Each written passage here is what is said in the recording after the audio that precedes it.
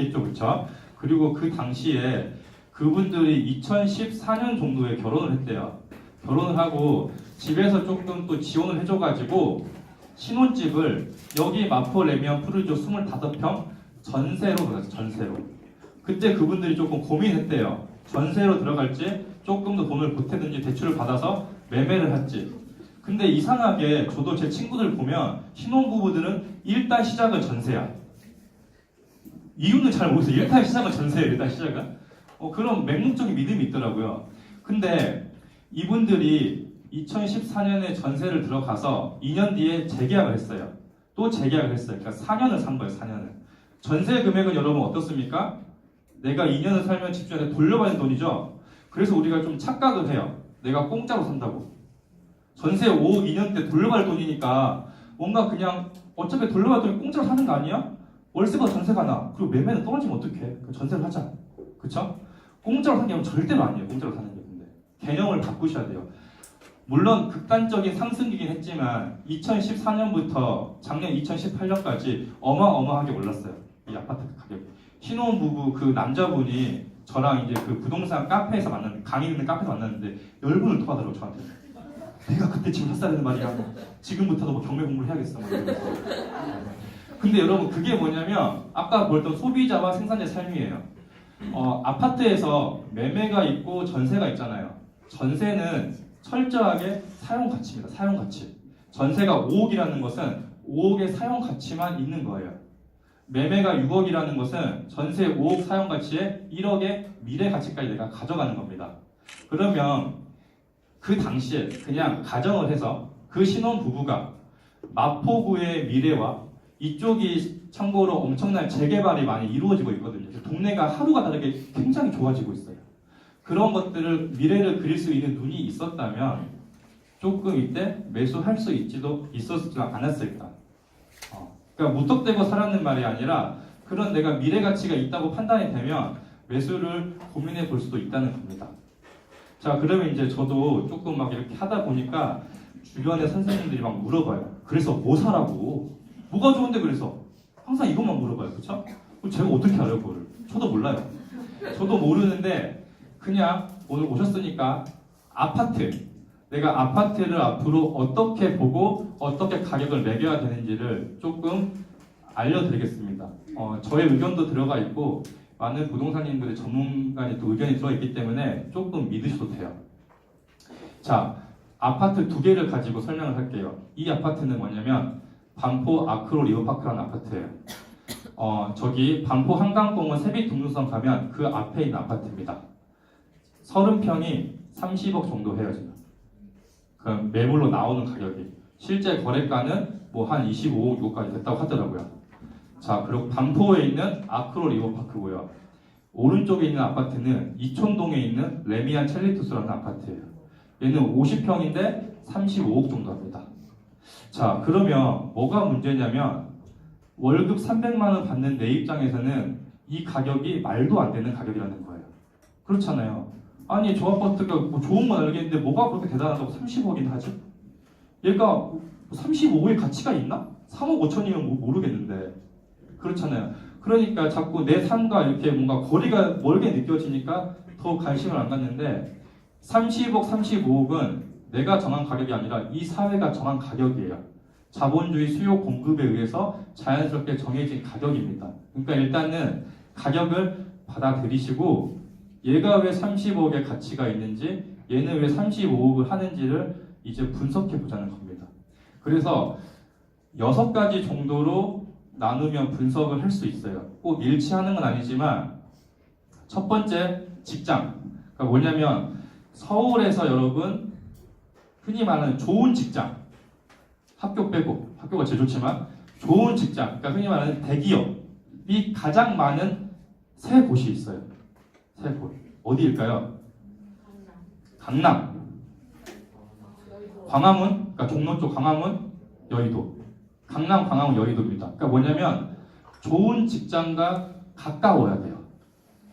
그 사람들이 사실 우리 사회에서 월 소득이 가장 높잖아요. 그 사람들이 다니기 편해야 돼요.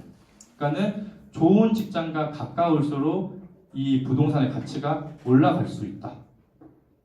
이게 있고요.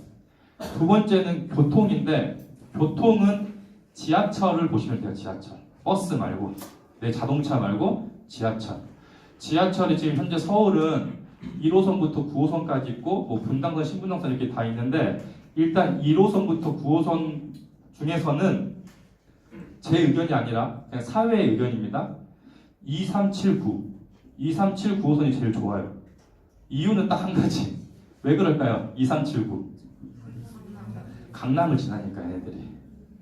5호선, 6호선은 아쉽지만 강남을 지나지 않아요. 그러니까 제가 강남을 좋아해서가 아니라 그냥 사회가 그래요, 사회가. 강남, 왜냐면 강남에 일자리가 제일 많거든요, 강남에. 그러니까 경기도에 살아도 강남으로 출퇴근해야 되고 강북에 살아도 강남으로 출퇴근해야 돼요. 많은 사람들이. 근데 많은 사람들이 지하철을 이용하잖아요. 그러니까 강남을 지나는 라인이 좋은 겁니다. 반포 아크로 레오파크가 고속터미널역 근처에 있거든요.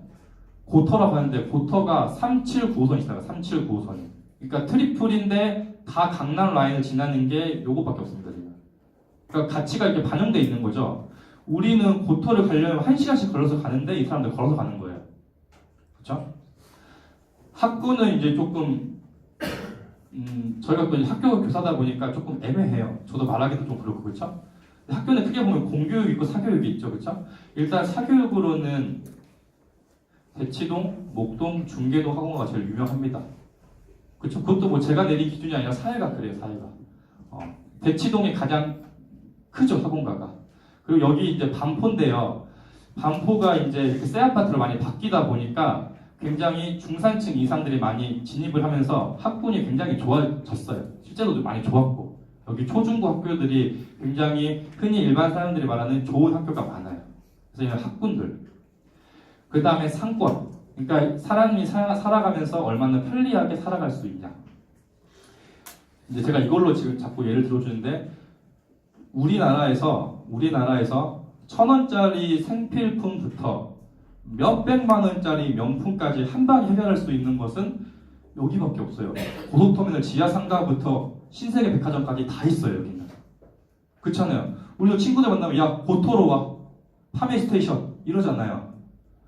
나는 거기를 힘들게 가는데 이 사람들은 걸어서 가는 거예요. 그러니까 그런 가치들이 다 반영돼 있는 겁니다. 그리고 이제 새롭게 대두되고 있고 우리나라가 이제 좀 삶의 질 높아지다 보니까 새롭게 대두되고 있는 게 환경적인 거. 그러니까 요즘에 아파트 많이 따지는 게 한강뷰. 예전 강남 아파트는 남향으로 지어지기 때문에 다 한강을 등지고 지었거든요. 요즘에는 북향으로 짓더라도 한강뷰가 나오게 지어요. 그러니까 사람들이 점점 이제 그런 것들에 가치를 두기 시작했다는 거예요. 산이 있어야 되고 한강이 보여야 되고 이런 것들. 똑같은 아파트인데도 한강뷰가 나오냐 안 나오냐에 따라서 1억, 2억씩 차이가 나요. 그러니까 이런 5가지 요소들이 아파트의 가격을 결정짓는다. 자, 근데 한 가지가 더 있거든요. 뭐냐면 이거예요. 이거만 영어로 썼는데 한글로 좀 쓰기 그래가지고 New or Possibility인데 새 것이거나 새 것이 될 가능성이 있는 거. 그러니까 반포 아크로 리오파크는 2016년도에 입주했습니다. 입주한 지 지금 뭐 3년차 된 거죠. 레미안 첼리투스는 2015년도에 입주했어요. 어떻게 이렇게 새 아파트냐? 얘네들 다 재건축했거든요. 재건축. 그러니까 이 5가지 요소에다가 재건축이 완료되었거나 앞으로 재건축이 될 가능성이 있거나 이 가치까지 다 가져갈 수 있는 아파트들이 우리 지금 서울에서 가장 비싼 가격이다. 그러니까 이걸 가서 사라는 소리가 아니라 이게 왜 1등인지를 알면 2등도 알고 3등도 알고 4등도 알 수 있잖아요. 여기가 반포동인데요. 여러분 서초구 반포동인데요. 여기서 차로 10분만 가면 서초구 방배동이 나오거든요. 그럼 내가 이제 가격을 상상해 볼 수 있는 거예요. 반포동이 30억이면 차로 10분 거리에 있는 방배동은 얼마면 적정할까? 당연히 싸겠죠. 반포동보다는. 근데 얼마나 싸야 되냐는 거예요. 그런 것들을 내가 조금 상상해 보자는 겁니다. 자, 신반포 1차라는 아파트가 재건축을 완료해가지고 2016년도에 아크로 리오파크로 바뀌었어요. 여기 바로 옆에 여기 지금 살짝 보이죠? 이 아파트 아직 안 된 것 같죠? 이것도 하고 있어요. 이제 경남 아파트인데 하고 있습니다. 레미안이 들어올 거예요 이제. 이런 식으로 얘는 이천동에 있는 렉스 아파트가 이렇게 바뀐 거예요. 참고로 그냥 이제 말씀을 해드리면 지금은 아파트를 새로 지으면 35층까지밖에 못 지어요. 그러니까 서울시에서 이렇게 막아놨습니다. 얘는 45층인가 그래요. 얘는 어떻게 했냐? 얘는 서울시에서 최초로, 아니 대한민국에서 최초로 1대1 재건축을 한 아파트예요. 보통 재건축하면 300세대를 500세대로 치잖아요. 그래서 200세대 일반 분양하고 이러죠. 근데 얘는 460세대를 그대로 460세대 만들었어요. 어떻게 했냐면 이 당시 렉스 아파트가 15억 정도 재건축되기 전에. 그래서 1대1 재건축하면서 여기 개별 가구한테 새로 지으니까 건축비가 들어갈 거 아니에요. 한 가구당 5억씩 내라서 5억씩. 그럼 15억에서 5억이 더 들었으니까 20억의 돈이 들어간 거잖아요. 완공되자마자 25억부터 시작해요. 했어요 실제로. 지금은 층수에 따라서 35억까지 나오고 있어요. 그러니까 이제 그런 어떤 그냥 단순히 비싸니까 저거 말도 안 돼. 나랑 다 다른 일이야라가 아니라 저게 왜 저렇게 가격을 형성하고 과연 이 아파트는 어떻게 탄생했고 이런 것들을 조금 여러분들이 알고 계시면 좋지 않을까. 왜냐면 대부분 서울 쪽에 지금 거주하고 계실 테고 그리고 앞으로 서울 쪽에 거주할 확률이 더 크잖아요. 우리가 지금 그렇죠? 수도권에 있으니까. 그래서 제 개인적인 생각으로는 주식에 가까운 ETF를 추천드렸는데 이제 부동산을 물어보면 가장 사람들이 궁금해하고 알고 싶어하고 투자하고 싶은 게 사실 아파트거든요. 초보자들은 우리가 뭐 토지 상가를 하지 않아요. 지금 당장 그렇잖아요. 그러니까 아파트부터 이렇게 공부하시면 됩니다. 이 6가지 항목을 가져다가. 그래서 제가 이제 조금 이 중에서 요 재건축 재개발을 조금만 더 자세하게 설명드리고 싶어요. 왜 그러냐면 여러분 지금부터 서울 땅에는 새 아파트가 들어올 수 있는 자리가 없어요. 이제 더 이상. 지금부터 새 아파트가 들어온다는 것은 기존의 낡은 건물을 허물고 들어와야 돼요. 그러니까 재건축이 아니면 새 아파트가 들어올 수 없습니다. 그러니까 이것의 어떤 원리를 반드시 알고 계시면 조금 부동산을 보는 시각이 달라질 거라고 생각합니다. 흔히 우리가